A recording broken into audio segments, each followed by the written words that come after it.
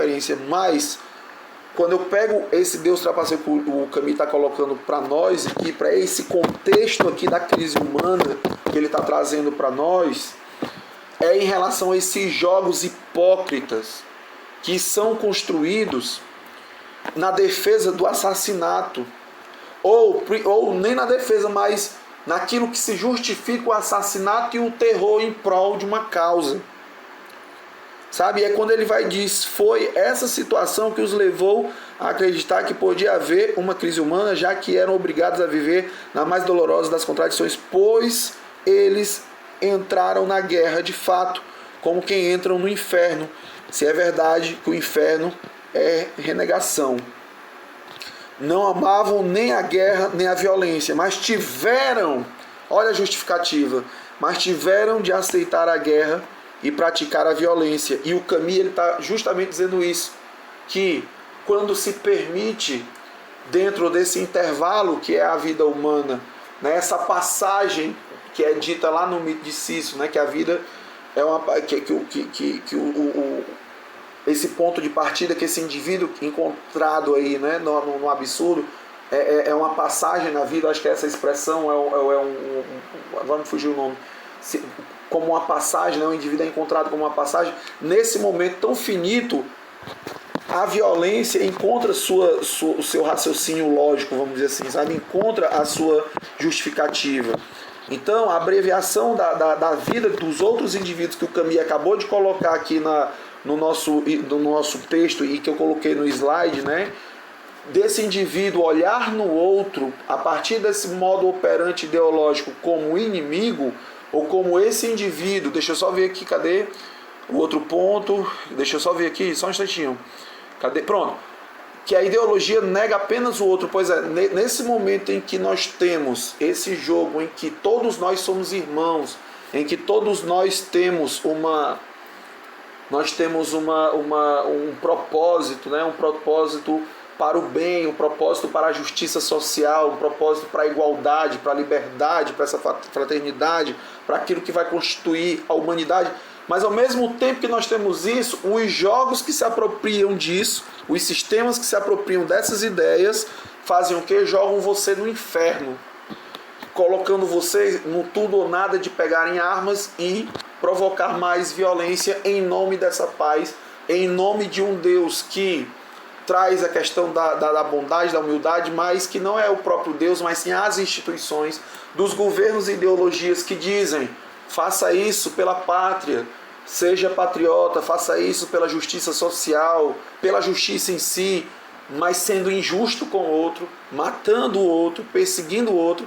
É nesse ponto que eu faço essa reflexão em relação ao jogo, esse jogo de trapaça, sabe? Esse intervalo que eu coloquei no outro encontro do nascer e do morrer, em que o indivíduo está nesse intervalo aí, que ele está no tempo dele, e somente ele no tempo dele pode transformar essa realidade, esse tempo, e que ele acaba sendo usado, e ele acaba sendo também, não vamos também trazer totalmente a inocência para o indivíduo, mas ele também acaba trapaceando também, seguindo esses jogos que são implementados e colocados para ele ser condicionado ou não, ele aceita também, em certo sentido, isso.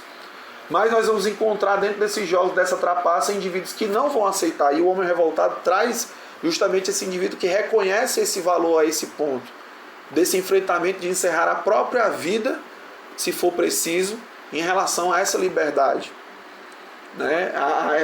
a esse enfrentamento do seu próprio absurdo, do seu próprio condicionamento, da sua própria, que o Camus até vai dizer mais na frente no Homem Revoltado, da sua própria contradição, que é justamente esse jogo aí que o absurdo nos traz, né? Do indivíduo e o mundo, por exemplo, né? Então, só para fazer, lógico, tem mais coisas aqui, mais pontos, só que aqui caberia para nós fazermos a leitura todinha da crise humana. Tem mais pontos aqui, agora porque eu não vou achar os outros pontos, mas esse ponto específico, que eu sempre gosto dele, por quê? Porque ele também traz essa cronologia aqui, o Camus, ele traz essa estrutura, né, para a gente entender de onde e de quem o Camus está falando, né? E que a gente vai ver no Homem Revoltado, né? Eu acho importante, por isso que eu fiz essa leitura desse ponto, para tentar fazer essa alusão ou ou não, ou fazer essa conexão de fato com essa expressão, Deus trapaceia, sabe? Então, eu faço esse ponto, sabe, Guilherme? Novamente, não sou o dono da verdade, eu trago uma reflexão sobre. O que você trouxe, obviamente, se faz presente, obviamente que durante a introdução se faz presente, né? Mas baseado nesse contexto de política ideológica, de estrutura, daquilo que a gente encontra na crise humana, que a gente vai encontrar no Tempo dos Assassinos, nos outros textos, eu identifico isso mais com a relação do que o Nietzsche vai falar em relação também ao senhor e escravo mais na frente, que a gente vai ler, do que propriamente com o próprio René Descartes. Por mais que ele use uma expressão a qual seja aquele trabalho René Descartes ou a expressão semelhante. Desculpa, gente, eu estou falando semelhante porque tem uma outra expressão que me fugiu, que o próprio René Descartes usa, mas eu não vou lembrar agora, não vou. Enfim, Guilherme, meu querido, mais algum questionamento? Diga aí, meu filho. Não, só a Emily que abriu. Opa, diga, Emily. Não, é que quando você lê, eu acho que tem sim na genealogia da moral um pouco do que você está falando, e eu não estou falando o trecho do Nietzsche, mas só que tem um trecho que me recorda e que para mim casa um pouco com isso que o Camille falou, né, dessa ideia de Deus ser trapaceiro, e ele também porque o Nietzsche ele fala uma coisa no Humano Demasiado Humano, no Aforismo 9, ele fala o seguinte: é verdade que poderia existir um mundo metafísico, dificilmente podemos contestar a sua possibilidade absoluta. Olhamos todas as coisas com a cabeça humana, e é impossível cortar essa cabeça, mas permanece a questão de saber o que ainda existiria do mundo se ela fosse mesmo cortada. Esse é o problema puramente científico, e não muito apto a preocupar os homens. Mas tudo que até hoje tornou para eles valiosas, favorosas, prazerosas as suposições metafísicas, tudo que as criou é paixão, erro e autoilusão. Foram as piores e não os melhores métodos cognitivos que ensinaram a acreditar nelas. Quando esses métodos se revelaram o fundamento de todas as religiões e metafísicas existentes, eles foram refutados. Então resta ainda aquela possibilidade, mas com ela não se pode fazer absolutamente nada, muito menos permitir que felicidade, salvação e vida dependam dos fios de aranha de tal possibilidade. Então, nesse aforismo, o Nietzsche, para mim, eu passo uma relação muito grande na ideia do caminho, né, de lembrar que a gente vê as coisas com a cabeça humana, né? E quando a gente fica nessa autopaixão, a gente acaba desenvolvendo auto-ilusões. E a ideia trazida pelo Nietzsche na questão da metafísica, que eu vejo muito presente na questão nietzschiana, é de que aquilo que é metafísico é o que nega a vida como ela é, de fato, né? E é quase como se fosse uma fuga, né? Por isso também que o Nietzsche ele vai condenar a igreja no anticristo. E ele vai dizer que a igreja produz esses valores metafísicos. E com isso a gente vai diagnosticar a morte de Deus. Nietzsche não mata Deus. Ele faz o diagnóstico. Olha, vocês mataram Deus com esses valores que vocês estão usando para julgar a vida. E não fazer o contrário, né? Mas é só uma relação que eu percebi aqui. Era só isso. Emily, perfeito. É nessa relação aí mesmo, Emily, viu? Eu estava escutando você falando aqui e estava vendo as linhas aqui do texto. Vai de encontro a isso realmente, de fato, certo? Pronto, está gravado aqui e depois vamos fazer essa relação com esse trecho, viu? Vamos tentar ampliar mais, né, esse diálogo pegando essa parte que você trouxe, né? É importante. E assim, outra coisa importante que corrobora com o que você acabou de dizer, né? Que Nietzsche ele vai trazer o diagnóstico da morte de Deus, cara. Não é ele que mata, né? É o diagnóstico, é o homem. Quem matou fomos nós, né? O homem, a humanidade, né? Então assim, e ainda até me corrige nisso que eu vou falar, que foi aquele homem orientado, institucionalizado, foi aquele indivíduo que sabia muito bem o como usar Deus como essa arma, como esse modo operante, como, enfim, esse modo operante que é o que vai pegar na situação dessas transformações, desses reinos dos céus vendidos, né, e tal, para todo mundo, dessa política que traz uma justiça para todo mundo. Então, são essas situações que, ao invés de fato direcionar o homem para para de fato essa situação de transformação, não. Simplesmente o homem ele vai ser usado dentro dessa trapaça e ele também, em muitos sentidos, em muitos momentos, também vai trapacear a outros indivíduos e a si mesmo em relação a essas falas, em relação a isso, né? E vai em cima do que você colocou mesmo, ele perfeito, eu não tenho nada a dizer, pelo contrário, eu tenho é pegar esse trecho aí e a gente botar numa outra lâmina depois dessa outra lâmina aqui para abrir uma reflexão bem pesada em cima disso, como também aquilo que o Guilherme trouxe, colocar também para a gente refletir, certo? É importante. E lembrando, viu, Guilherme, novamente, pegando o que você disse aí, é nítido que o Camus também tá trazendo essa relação com o René Descartes, mas é nítido, certo? Isso aqui é óbvio, tá? Só que, novamente, dá para identificar que porque o Camus ele vai dialogando com os conceitos de outros autores e ele vai fazendo essas somas, ele vai fazendo essas junções e essas separações, vamos dizer assim, com esses conceitos de outros autores durante o texto e o contexto o qual ele está vivenciando ou o que ele vivenciou, entendeu? Então é nesse sentido aqui, principalmente quando ele fala todos são trapaceiros, sabe? Como ele. Então todos quem? Né? O homem, o indivíduo, né?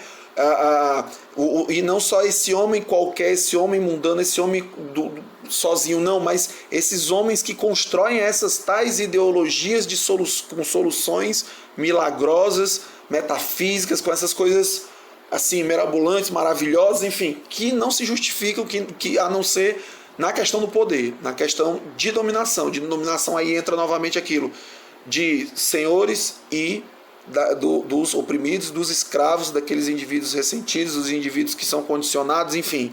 Então é nesse ponto aqui, simplesmente. Enfim, mas, novamente, dá para abrir discussões tranquilo, como a Emily trouxe, como você trouxe, como outra pessoa talvez vá trazer, dá para a gente abrir aqui várias situações. Ô Guilherme, enquanto a Emily estava falando, eu escutei um plu aí, um comentário. Tem algum outro comentário, filho? Só a Núbia agradecendo. Ela falou assim, muito obrigado por partilhar conosco, chefe.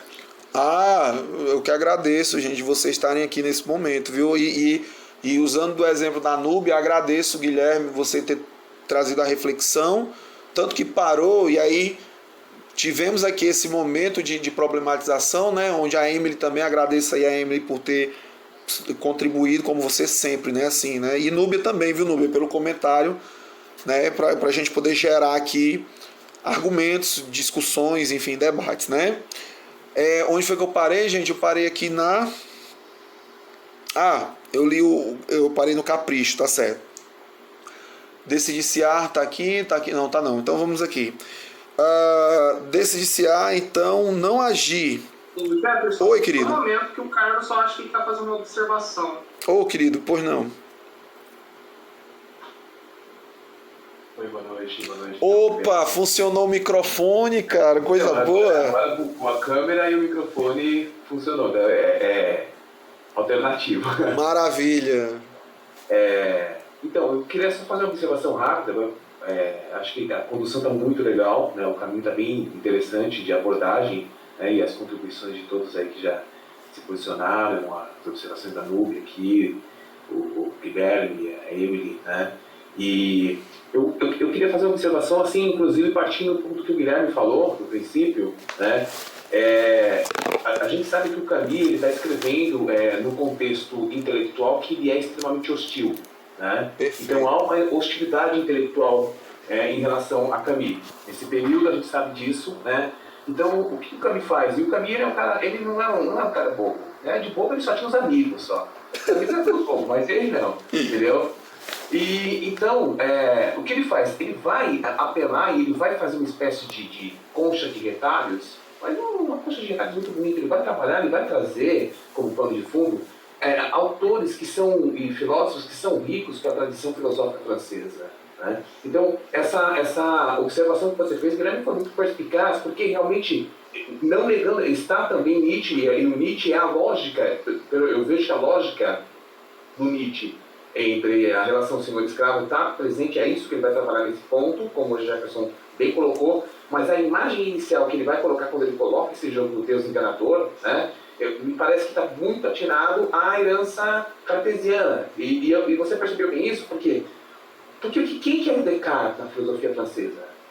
Descartes se você pensar bem, o iluminismo, a tradição iluminista é o ápice do racionalismo. Quer dizer, o racionalismo ele abre a porta para a possibilidade do iluminismo. Então, Descartes é, digamos assim, quase que a divindade, se você pensar bem, na filosofia francesa. Por mais que haja discordâncias, por mais que haja, mas tudo parte de Descartes. Então, a filosofia francesa ela é tributária, demasiado tributária para Descartes. E quando o Camus ele vai usar como pano de fundo imagens, inclusive, de Descartes, ele vai fazer isso demonstrando que ele tem um domínio, que ele tem um conhecimento da filosofia francesa, ele sabe aonde ele está situado, do que ele está falando, e ele vai trazer a memória, é muito mais um apelo à emoção e à sensibilidade, que é uma técnica muito camisiana, né? Ele apela muito para a sensibilidade, ele vai fazer um apelo à sensibilidade intelectual dos intelectuais franceses. Poxa, o cara está trazendo a imagem de um dos filósofos, que é um dos nossos ícones, né? É um filósofo caríssimo da tradição francesa. O gênio maligno, gênio maligno, era essa expressão, gênio maligno. Gênio maligno é uma imagem extremamente importante para mostrar o quê? Para mostrar qual é o processo pelo qual o indivíduo, porque eu não vou falar de indivíduo, eu vou falar do sujeito, né? Porque é uma relação epistemológica, não é muito mais uma questão epistemológica, como o sujeito erra. Porque como é que se dá o erro na perspectiva cartesiana? O erro está numa correlação de desarmonia entre a faculdade do juízo, né, a faculdade do entendimento da vontade para emitir um juízo. Então, quando a vontade e o entendimento eles não se encontram, aí é o erro, aí é o engano. E o que o Camus está trazendo aqui no fundo é que, na realidade, temos uma vontade de preservação da vida, mas nos enganamos por causa que o juízo não encontra com a vontade. Por que me encontra com a vontade? Porque perdemos o ponto aquilatador de juízo, de valor. Que aí ele vai pegar a imagem igual possível. O próprio Deus se engana, nós nos enganamos juntos porque não há coincidência entre vontade e juízo. No fundo, ele está apelando para essa reminiscência intelectual dos franceses e trabalhando assim, com a imagem do monstro da filosofia francesa. A gente não pode esquecer que o Descartes ele é o cara que ele reintroduz uma abordagem metafísica para a modernidade, né? Que vai permear todo o pensamento francês até final, pelo menos meio do século XX. Descartes é um gigante. A gente pega o Ser Leonardo do Sartre, por exemplo, a gente vai ver que ele vai ponto a ponto, sempre está voltando a Descartes. Então, ele está pegando um autor que é extremamente importante, uma memória sentimental, né, uma sensibilidade intelectual dos franceses, para falar, olha, é meio como se você dissesse, quem está falando aqui, eu conheço a filosofia francesa, né? Então, já é de partida, já é jogar com o pano de fundo, ele tem uma sustentação na filosofia francesa. Que ele sabe o que ele está falando. Porque ele quer trazer para si... Então, é como se ele falasse, eu vou falar dentro dos termos que são os termos dos intelectuais franceses. Eu vou falar de forma tal que os intelectuais franceses vão me entender. Porque eu não sou diferente deles, no sentido de formação. Tá? No sentido de formação, ele está ali. Então, eu acho que é essa coisa de trazer para si o seu público. Porque como você tem um ambiente hostil, você tem que de alguma forma cativar o público. Então, eu percebo sim que ele vai partir dessa ideia do Deus enganador, do gênio maligno, como uma espécie de é quase que uma isca filosófica, as pessoas têm atenção. A própria ideia, o Jefferson citou lá, quando ele faz o movimento do código, né, ele diz nos revoltando logo existimos, que é uma adaptação do código, né, cartesiano, que é exatamente para sempre estar trazendo para a gente de si os seus leitores, que serão sempre resistentes e vão ser resistentes a ele até o fim. A gente vai ver que a gente vê o resultado final de toda a celeuma, de toda a polêmica, mas me parece que sim, está muito bem observado. Assim, eu vejo Descartes e vejo claramente, como o Jefferson ainda vai desenvolver mais essa argumentação, né, essa relação de Nietzsche da lógica escravo-senhor. Então, eu acho que estamos num cenário que parece que os aspectos estão sendo bem destacados, né? Você percebe que em Descartes você tem um movimento de interioridade para exterioridade, então descobre o código do sujeito, está no sujeito, e a partir da construção do código, da subjetividade, você vai reconstruir a realidade, até chegar ao ponto da restituição do próprio Deus, no final das meditações. E você percebe que o caminho ele parte da interioridade, ele vai partir dessa questão do suicídio, então a negação ou o niilismo, conforme ele vai estar tratando, que é o que ele fala dos dois raciocínios, né? O niilismo, a negação, e depois a ideologia. Quer dizer, você parte de um niilismo que tem uma relação com o indivíduo, né? Então, com o sujeito ou com o indivíduo, porque é a descoberta que caminha para... como é que você se posiciona dele? A questão do suicídio. E depois você tem um transbordar dessa questão que vai extravasar na ideologia e parte então para a exterioridade, parte para aquela coisa do assassinato, que é todo um caminho muito bem costurado pelo caminho, com um grande artesão do pensamento e da sensibilidade. Obrigado, só isso, desculpa, já falei até demais. Rapaz, continue, irmão, pô. Não, tranquilo, Carlos, tranquilo. Então, assim, Carlos, o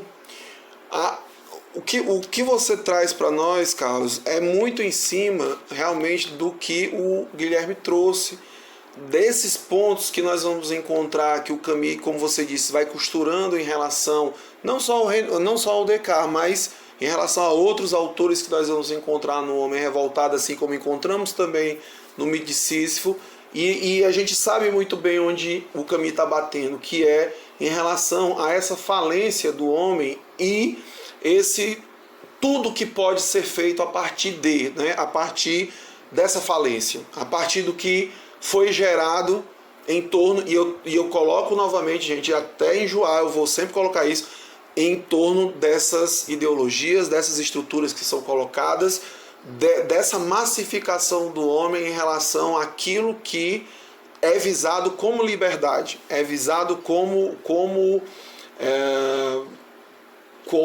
aquilo que tem que ser feito para alcançar o bem, vamos dizer assim, certo? Então, a sua perspectiva, Carlos, assim, ela é muito emocionante, porque você consegue pegar assim, nas visceralidades da escrita do Camus em relação a certos pontos, que eu não vou mentir para você, que assim, eu sou muito mais direcionado em relação àquele grosso em que a gente encontra da contextualização histórica frente ao pós-guerra e frente a toda essa trajetória que o Camus se posiciona como literalmente esse outside mesmo em relação a política, em relação ao que os intelectuais franceses da época estavam delimitados, estavam vendo e acreditavam como solução, vamos dizer assim, né, para os problemas da França e para os problemas dos oprimidos do mundo, né, enfim. Então eu vou muito nesse princípio de que esse Deus enganador é essa estrutura racional construída por essas instituições, entendida e desenvolvida por essas instituições como consolidação não só do poder, mas do exercício do poder frente aos indivíduos, sabe? Em frente e manipulando esses indivíduos, sabe? Então, eu vou por essa perspectiva, mas com certeza, isso que eu estou falando aqui abre tranquilamente caminho e se liga, né, ao que o Guilherme trouxe, ao que a Emily trouxe, né, e o que você trouxe brilhantemente, viu, Carlos? Sim, eu fico assim, êxtase quando eu vejo essa troca de coisas, Emily falando aqui, Guilherme falando aqui, você falando aqui, Núbia trazendo outra coisa acolá e tal, e o propósito aqui é esse mesmo, né, cara, é a gente fazer essa relação. Guilherme, tem mais pessoas falando, querido? Olha, tinha a Emily, não sei se ela vai querer falar, mas tem o Rafael também. Opa, pois vamos lá, Emily, se você quiser falar... Não, pode passar para o Rafa, porque só eu achei que tinha muito a ver com o aforismo do Nietzsche, né? Essa correlação que está com tudo Descartes, de colocar esse Deus trapaceiro, mas era só isso. Mas eu acho que ficou muito claro, então, tipo, pode passar já para o Rafa. Tranquilo, vamos lá, Rafaelzão. Vou tentar organizar meus pensamentos aqui para não falar bobeira, tá? Mas não, vocês podem me corrigir aí. Tá? Não, peraí, Rafael, antes de você falar, peraí. Não se sinta constrangido ou assim, novamente, meu amigo, estamos aqui para... Não, porque eu fui viajando aqui, então eu tenho uma escada de organização do pensamento, mas pode ser que eu fuja de onde eu queria chegar. Então eu vou tentar, vou me esforçar aqui para conseguir passar o que eu quero refletir para vocês. Dentro de toda essa discussão aí que a gente está tendo, né, um ponto que me chamou a atenção aqui, eu vou ler aqui só para a gente ficar claro, né, e aí eu parto desse ponto para a discussão. Ele fala: atualmente, a ideologia nega apenas os outros, só eles são trapaceiros. É então que se mata. Então, na semana passada, né, a gente tinha falado um pouco, eu tinha colocado o ponto do mito de Sísifo, que ele fala que a razão vacila, né? Então, naquele ponto onde ele fala que as mesmas razões que a gente tem para viver podem servir para ser razões para se morrer, né? Para se matar. Então, tem uma questão de uma certa relatividade da razão, assim, e tem os apontamentos em relação ao suicídio filosófico também, né? Que é lá que ele vai falar de onde a razão vacila, né? O pensamento vacila. Eu penso que nessa parte aqui, os outros são trapaceiros, né? Esse apontamento de a ideologia nega apenas os outros, só eles são trapaceiros, né? Tem essa coisa da revolução, né? De ter um inimigo. Assim, sem querer fugir muito do autor, mas partindo para um outro ponto de reflexão, eu penso que quando a razão vacila, a gente poderia pensar, eu não sei se aí seria uma questão do absurdo ou de um homem dilacerado, né? Mas é um homem não patológico, mas é um homem doente, assim, sabe? Partindo de uma perspectiva talvez freudiana ou de um Jung, assim, de um homem neurótico, né? Porque a ideologia tem essa coisa da massa, né? Da influência do outro, né? A gente se reconhece, muito da psicologia fala isso, né? A gente se reconhece, a gente se percebe através do olhar do outro, né? Então, é um pouco disso que movimenta as massas, né? Então, por que eu falo desse homem neurótico? Porque é a coisa de ser rígido, de ser polarizado, sabe? Então não tem uma reflexão de um equilíbrio ou de uma crítica. Se o outro é inimigo, a gente tem que matar. Essa é a lógica. Aí está o vacilo, né? Porque não tem um meio termo, ou que o Camus fala um pouco antes lá, né? Sobre a questão da inocência, né? Que se existe uma possibilidade dela não matar, né? Já que muitos crimes são motivados pela paixão, ali, por uma certa inocência, né? Mas o que eu percebo nesse pensamento de os outros são os trapaceiros, né? É aí que se permite o assassinato, nessa lógica de revolucionária, né? De ideologia, de inimigo político. Eu penso que tem um ser humano aí, um sujeito não patológico, mas neurótico. Neurótico nesse sentido de polarizado, o Jung tem um termo que ele fala, né, que dentro tem um movimento da psique que ele chama de enantiodromia, que ele pega da física. Então é quando tem o movimento brusco, né, de polos opostos. Então isso é um movimento que eu vejo nessa situação, sabe? Não sei se eu consegui passar, se vocês estão entendendo, mas para mim esse homem, esse ser, parte dessa razão que vacila seria esse ser neurótico aí, né? esse indivíduo mais nesse sentido. Não sei se faz sentido aí citado, mas o que vocês acham? Rafael, faz todo sentido, cara. A gente tem que lembrar, só um instantinho, viu? Eu não sei quem levantou a mão ou escreveu, viu, Guilherme? Mas só falando aqui, nós temos que lembrar que esse indivíduo, cara, ele é uma transição desse homem moderno, né? Desse homem moderno que é paranoico, desse homem moderno que é caracterizado nas obras do Dostoiévski, que é personificado no Estrangeiro do Camus, né? Que é colocado também no Kafka, né? No Processo, na Metamorfose. Esse homem moderno, ou essa transição, essa passagem, né, no jogo, vamos dizer assim, na vida, né, que seria esse homem moderno, que foi o provocou e o cara que está sofrendo as consequências do maior caos já construído até aquele momento ali, que foi a Segunda Guerra Mundial e todas as a sua destruição ali, entendeu? A sua problemática, né? Enfim. Então, para mim, Rafael, a não ser que o Guilherme, a Emily, os outros também queiram colocar, né? Mas assim, para mim, o Rafael, não tá longe não, cara. Não tá estranho não. Deu para entender sim, sabe? Deu para entender. E não vamos também esquecer, o período de Guerra Fria é um período de neuróticos, cara. Uns caras, são pessoas que pegam outras, vão torturar outras pessoas, vão colocar pessoas em pau de arara, vão colocar pessoas para serem mordidas por cães, enfim, por estupradas, coisa do tipo. Tudo por causa de uma neurose, por causa de medo de política, de estratégia política, medo de que o outro, o inimigo, né, tenham informações, consigam se estruturar para derrubar aquele governo, para derrubar aquela ordem, enfim.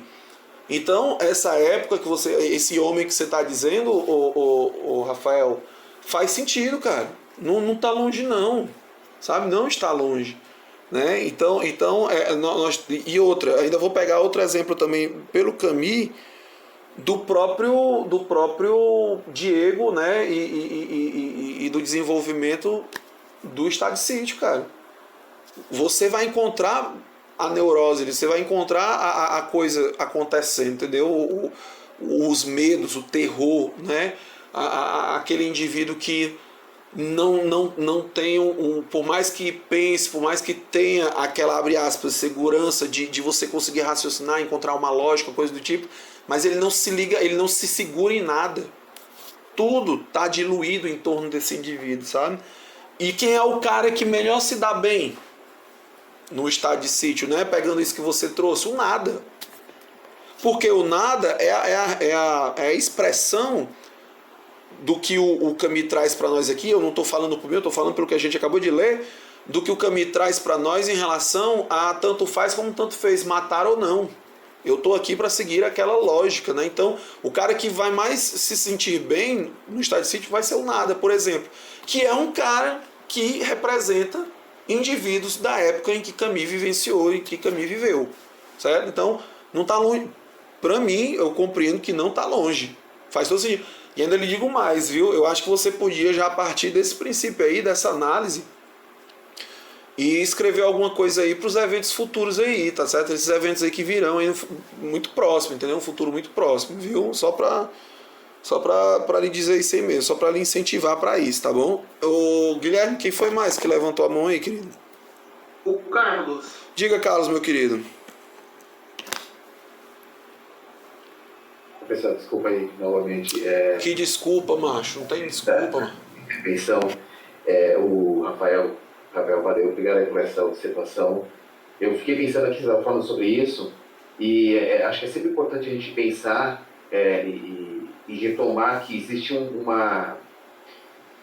conflito latente no homem revoltado, né, com as ideologias, né, e esse conflito latente, esse conflito está numa espécie de cenário, vamos usar a palavra, termo usado por Camus, né, que é exatamente um cenário onde o mote, né, ele foi dado originalmente pelos teóricos de esquerda, né, que é exatamente um problema da ideologia e da alienação, né. Então, o grande teórico do conceito de ideologia é o Marx, né? A gente sabe, Marx e o Engels na obra A Ideologia Alemã, né? Então ali está a caracterização do que seja a ideologia, né? E é um diagnóstico, é um diagnóstico fantástico, porque exatamente a ideologia é como um dispositivo que ela estabelece uma espécie de projeção sobre a realidade, né? Que nega a própria realidade. Então a ideologia é uma negação da realidade, ela não é uma solução, um refletir filosófico. Por isso que a ideologia é o oposto da filosofia, né? do ato filosofante, porque ela é uma resposta pronta, jogada sobre a realidade. Vai mais pro dogmatismo, né? Exatamente. E aí o que acontece?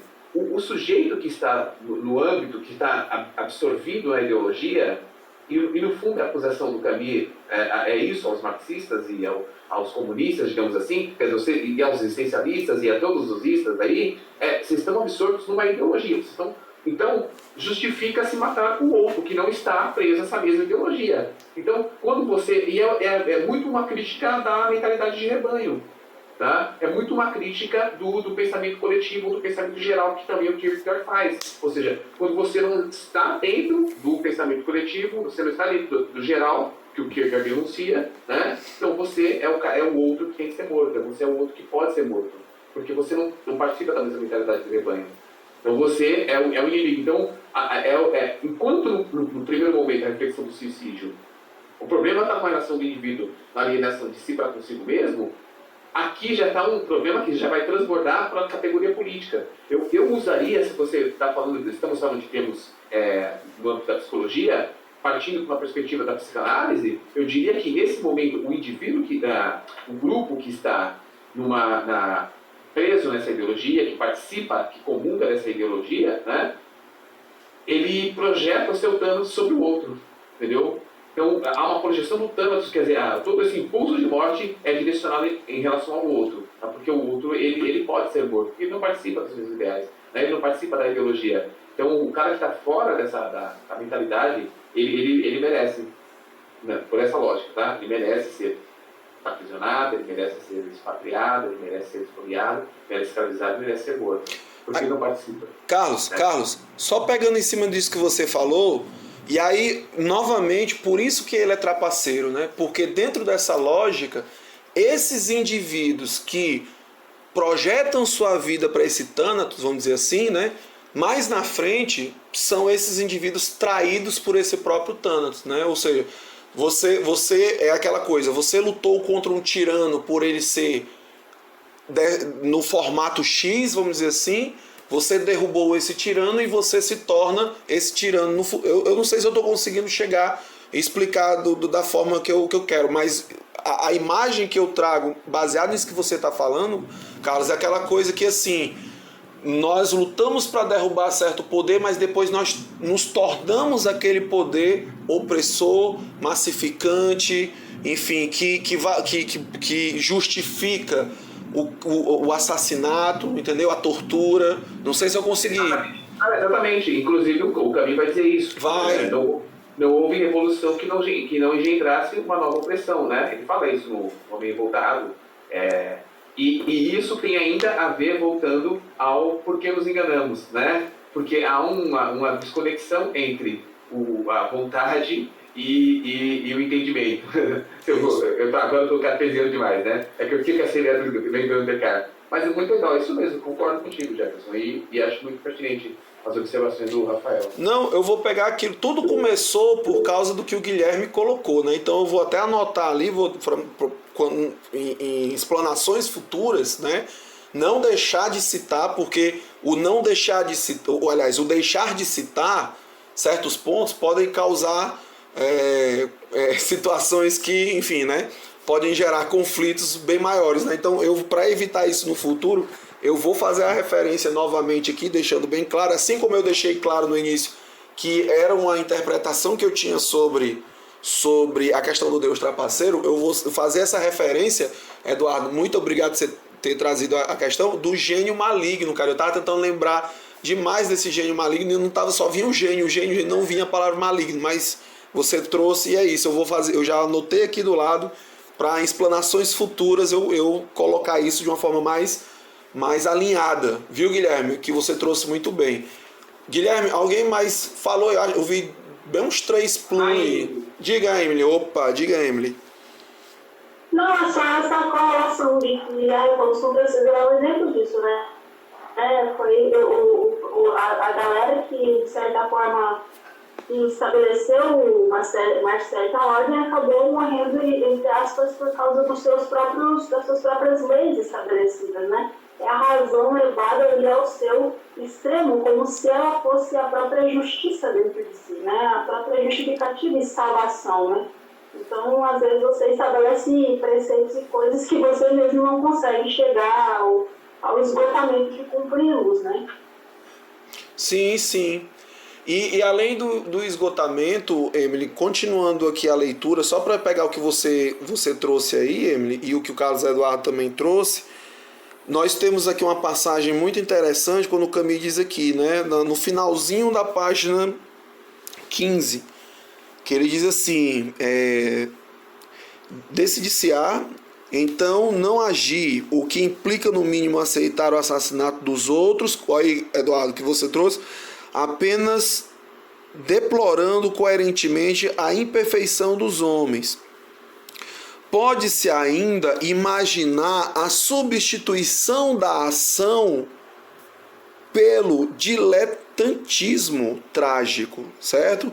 Então, gente, o que ele está trazendo aqui pelo prazer, né, que a tragicidade pode trazer, né, para essa mentalidade, para essa ação. Então, para você ver o grau de, e me corrijam se eu estiver errado, ou quem quiser complementar o que eu estou falando, está aberto, lógico, né? Então, trazendo aí meio que um prazer no que é trágico, como se aquilo ali fosse mais uma justificativa, né? Como se aquilo dali trouxesse mais um respaldo para esses tipos de ação. Mas enfim, então continuando, né? E neste caso, a vida humana não passa de uma parada no jogo, que era outra expressão que eu estava tentando pegar e não estava lembrando, da parada no jogo, né? E neste último caso, na falta de um valor mais alto que oriente a ação, preste atenção, gente, ó, neste último caso, na falta de um valor mais alto que oriente a ação, dirige-se-á para a eficácia imediata. Gente, para mim isso aqui é muito valioso, esse final aqui, ó, eficácia imediata, né? Porque eficácia, gente, vai muito em cima daquilo que é moderno, é em cima daquilo que tem que ser executado e da melhor forma possível, tem que ser é muito exato, né? Tem que ser em cima daquela exatidão, sabe? Então, traz novamente aquele mecanismo burocrático que a gente vai encontrar, por exemplo, em Auschwitz, né? Da questão do plano final, por exemplo. Aqui eu vejo muito Hannah Arendt também, mas enfim, aqui é só uma reflexão, não que o Camus traga Hannah Arendt para cá, tá certo? Mas eu digo assim, do que a gente lê, né, em relação à questão do totalitarismo, em relação do nazismo, do plano final, né?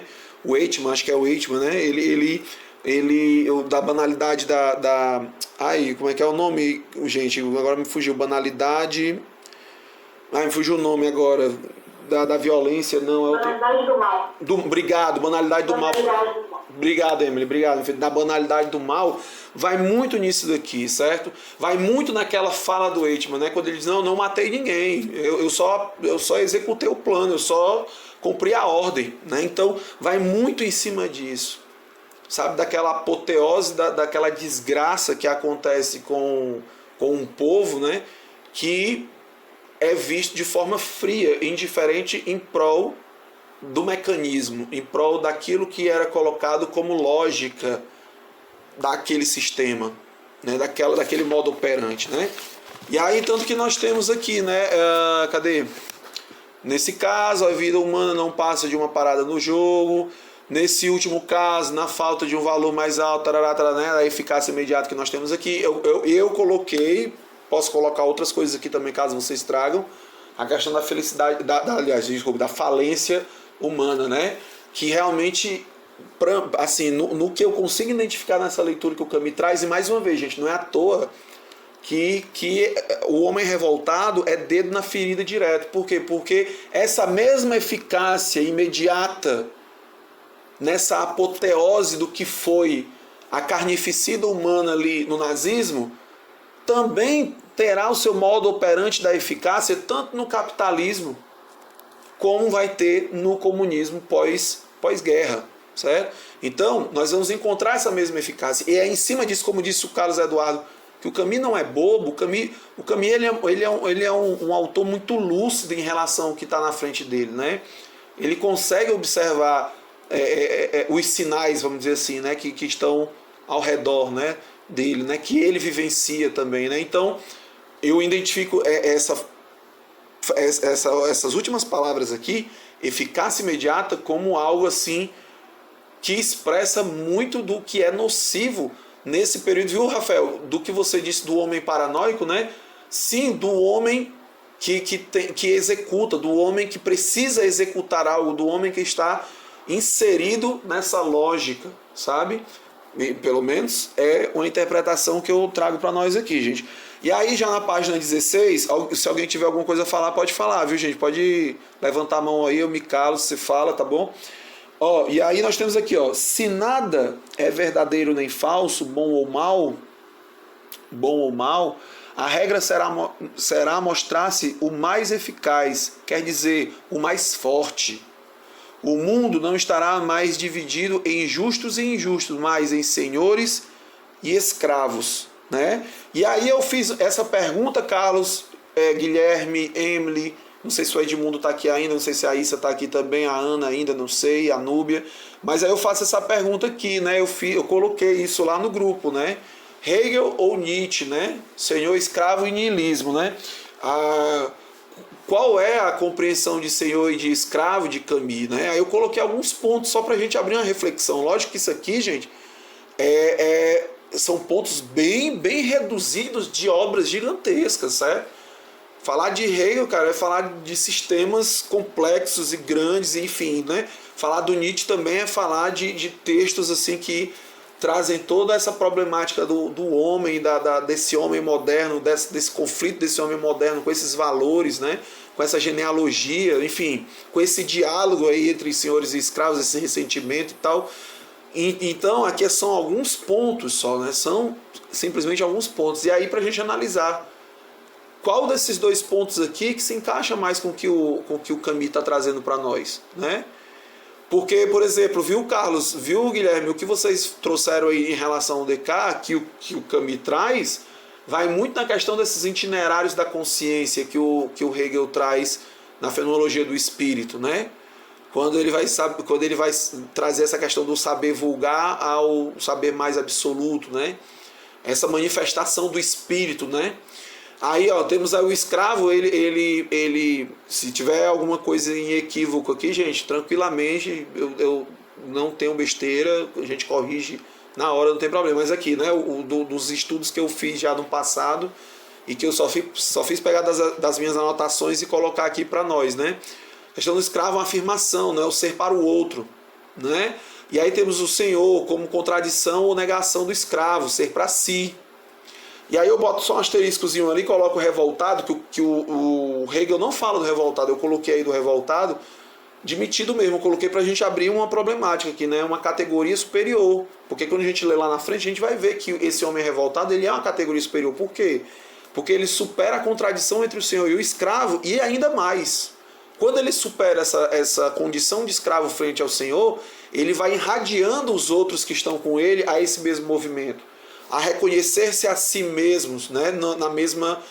E no seu tempo, é importante dizer isso também, no seu tempo, como o Camus coloca, né, os homens desse tempo, dessa problemática, se reconhecendo como escravos e percebendo que podem se tornar esse ser para si, mas ao mesmo tempo é um ser para si que também manifesta-se no outro, né? Enfim, não sei se alguém tem alguma coisa a falar desse ponto, mas novamente, aqui o revoltado eu botei aqui só de gaiato mesmo, só para abrir esse problemático. No Nietzsche ali, os valores morais, né, bons, são de fato bons. E isso a gente encontra na genealogia da moral de uma forma belíssima. Logo de início, de cara, o Nietzsche vai colocar isso aí. Lógico que não é isso que ele vai dizer, mas eu vou falar assim por cima, né, do que ele traz, né, vou parafrasear aqui, né. Ele vai trazer o que? Ele vai dizer, será que de fato os valores que são considerados valores morais bons, né, de fato são bons, né? Que valores são esses, né? Será que o utilitarismo inglês, né, de fato é algo bom? É algo que traz essa transformação do homem, essa evolução do homem, ou que represente o que é o homem, enfim, não sei. Será? Né? As verdades são apenas palavras, né?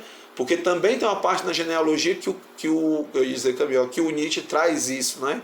E aí eu trago a questão de alguns pontos do escravo e do senhor que o Nietzsche nos traz, né? Como esse ser da impotência, né? Ressentido, essa terra, a terra que esse indivíduo acredita é uma terra Aliás, essa terra que esse indivíduo vive é uma terra imperfeita, né? Como se aqui nada fosse possível acontecer de evolução, de transformação, de valorização de fato do que é humano, né? E mesmo na sua falhabilidade humana, sendo esse valor também humano. É como se, aí, ó, esse indivíduo, esse escravo, ele acaba acreditando em quê? Em terra prometida, em narrativas que vão mais, como disse a Emily agora muito bem, parece que a Emily leu isso aqui antes, né, de falar, mas a gente sabe por quê, porque a mulher tem a leitura do Nietzsche, né? Mas muitas pessoas vão acabar acreditando que na questão metafísica, espiritual, nessa questão, novamente, dessa terra que não é nossa aqui, né? Que a gente não faz parte, mas que a gente faz por merecer, que a gente nem sabe se de fato vai existir, mas tá lá o indivíduo acreditando, matando, perseguindo, né? Seguindo a lei do opressor, né? Enfim, do indivíduo que manipula essas hordas, né? Enfim, ao Senhor valoriza a força de vontade. Olha aí, Carlos, eu acho que foi você, da força de viver, né? Acho que foi você que falou da força de viver, depois lá na frente você falou da força do Thanatos, né? Mas enfim, que vai nesse movimento do buscar viver, né? Acho que foi você que colocou, né? Valoriza a força de vontade, né? A autossuficiência, né? A saúde, a criatividade, enfim, né? Nós vamos ter tudo isso aí que é a potência no homem, né? Que é a potência que gera essa potência, né? Aí temos aí a força ativa, dominante, ele se constrói na vontade aqui. Nós vamos ter aí o homem além homem, né? Vamos ter aí esse homem que ele se constrói na vontade de potência, da busca de transformação do que é real, do que é real e palpável, né? Enfim. Emily, por gentileza, se você quiser falar alguma coisa nesse momento em relação a isso, Carlos Eduardo também em relação ao Hegel aí, e vocês também, Guilherme, também se quiser falar e tudo. O que vocês acham nesse ponto aí? O que vocês podem dizer em relação ao que nós vamos encontrar na leitura futura aí sobre esses pontos de senhor e escravo no caminho?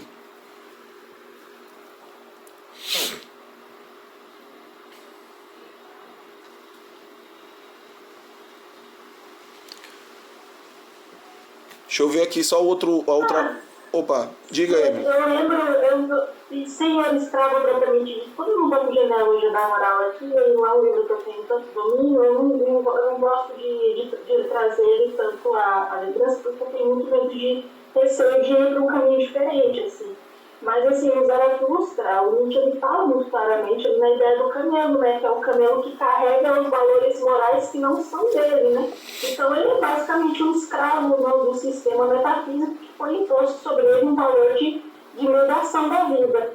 E aqui no Ecce-Homo, ele tem uma citação nesse aforismo que eu acho legal, que eu tenho vários aforismos marcados, porque é exatamente batendo nessa questão que o Nietzsche vem trazer, que às vezes a palavra, de alguma forma, é como se ela tivesse quase que como se ela significasse quase como se fosse um ídolo, na verdade, né?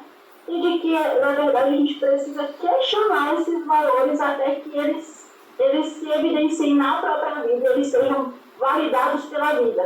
Não que nós usemos que eles sejam validados pela própria vida. Que eles entrem em acontecimento, né? Que eles aconteçam, né? Exatamente. É essa palavra acontecimento. Né? Isso. E não é aquela coisa de eu usar valores, que é quase como uma questão da ideologia, muito apontada pelo Carlos, né? Para eu questionar e apontar. Isso é valioso diante da vida, isso não é valioso, né? Já numa questão, inclusive, teleológica e de final, né? Como se o princípio tivesse que especificamente dar um determinado fim, né? Sim. E aí o aforismo que eu queria ler é esse, né? Não existe realidade que não seja tocada nesse escrito. Tocada que cautelou seu eufemismo. Não só os ídolos eternos, também os mais jovens, portanto, mais senis. As ideias modernas, por exemplo. Um forte vento sopra entre as árvores e em toda parte caem frutos, verdades. Ao despedir disso, de um outono demasiado rico, tropeça-se em verdades, esmaga-se algumas pelos pés. São tantas, mas o que se recebe nas mãos nada mais tem de questionável, são decisões. Eu sou o primeiro a ter em mãos um método para a verdade, o primeiro a poder decidir, como se em mim houvesse brotado uma segunda consciência, como se em mim a vontade houvesse acendido uma luz sobre o declive pelo qual até então seguia. O declive chamava-no o caminho da verdade. Acabou-se todo impulso obscuro. O homem bom, precisamente, era o que menos consciência tinha do caminho reto. E, em toda seriedade, ninguém antes de mim conhecia o caminho reto, o caminho para cima. Apenas a partir de mim há novamente esperanças, tarefas, caminhos a traçar para a cultura. Eu sou o ser alegre mensageiro. Exatamente por isso sou também um destino. É porque que o Nietzsche está apontando essa questão dos ídolos, que muitas vezes nos agarram e a gente não consegue enxergar de fato o que está na nossa frente, né? A gente fica naquela alta ilusão do que deve ser, como se a verdade trouxesse para nós uma segurança, né? E, de novo, fosse uma espécie de avaliador da vida. E não uma questão a se confirmar diante dela própria, né? Eu não sei se deu para correlacionar, mas esse aforismo é uma citação do Crepúsculo dos Ídolos, né? Perfeito, perfeito, Emily. Eu acho que a sua fala foi muito de encontro com o que o Carlos Eduardo disse, né? Em alguns pontos.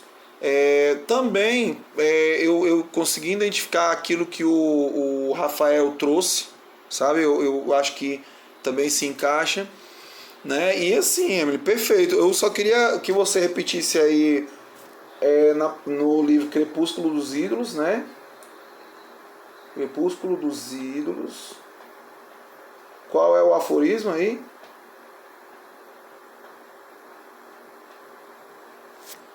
Emily? Eu tô falando aqui com o microfone desligado. Mas é uma citação do Crepúsculo dos Ídolos que está no S.O. Ah, tá certo. A citação que está no Tá no S.O. Aí tá bem no comecinho. É o segundo aforismo. Tá lá, Crepúsculo dos Ídolos. Como se filosofa com o martelo. Aí é o aforismo 2. aforismo. Na tradução do Paulo César de Souza, tá na página 94. Beleza. Vou dar uma olhadinha porque casou aqui. E uma coisa importante a gente trazer aqui, que é uma coisa que eu gosto muito de pensar, que o Nietzsche ele não está dizendo que é tudo relativo. Ele não está dizendo que não existe uma verdade. O que ele está é questionando até que ponto essa verdade é confirmada e avaliada diante da vida. Ela nos potencializa diante da vida, né? Não é uma coisa assim, uma coisa não elimina a outra, né? Tipo assim, não, então tudo é relativo. Não, eu gosto muito daquela citação do Caminho dentro dos Assassinos, né? Tá, então se tudo é relativo, né? Então os nazistas que tivessem vencido a guerra, então tava beleza? Perfeito. Então, não é isso, gente. São valores que afirmam a vida. O que o fato afirma se sustenta diante da vida, né? Isso. Aí a gente consegue fazer uma diferença, né? Não, perfeito, Emily. Emily, assim, você matou a pau, como dizem, né? E assim, foi em cima mesmo desse ponto, né? E essa sua fala só dá mais força para aquilo que eu acredito que, tudo bem, nós vamos encontrar essa questão dos itinerários, só que nós não, assim, eu não entendo a sistematização da escrita camisiana, né?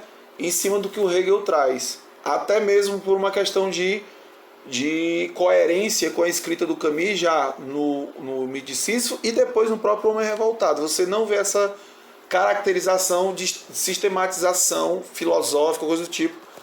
Mas já com o Nietzsche você vê essa ligação e outra. Enquanto você estava lendo aí, eu estava aqui mentalizando outras situações do próprio Homem Revoltado que vão em cima disso que você acabou de ler, desse aforismo aqui do Nietzsche. Certo?